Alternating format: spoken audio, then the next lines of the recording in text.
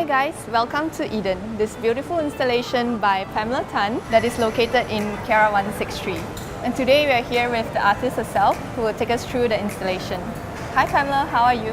Hi, I'm fine. Thank you so much for having me today. So let's start talking about the installation. What inspired this version of the Garden of Eden? When I was first approached to do an installation in 160 Retail Park, they would like to do an installation that reflects about nature. I came up with this idea that I would like to design a strange garden of delights. Is that why you went with like an all-white kind of concept? Yes, that's why it is all white, so that it seems like it's a single element.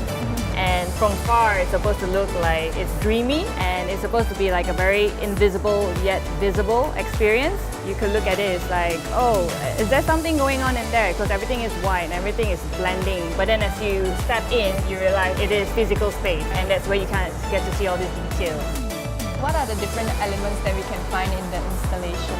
There's only 3 elements in here. Okay. The first one, which is the hanging vine, which is the hovering vine with seemingly like there's water droplets. At the same time, I want it to look like as if you're in a cave, and then you see these vines in a manner of like stalagmites in caves and holding like little droplets of water. The second element that I look at is the passage in here, because usually when you go to a garden passage in Europe, you always come upon with an archway passage, and then on top of that is like a foliage of hanging vines.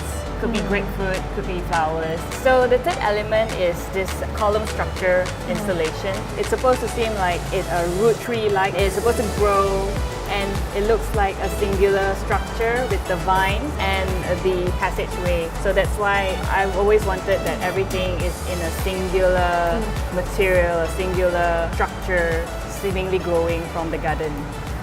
So that was the aim of this project.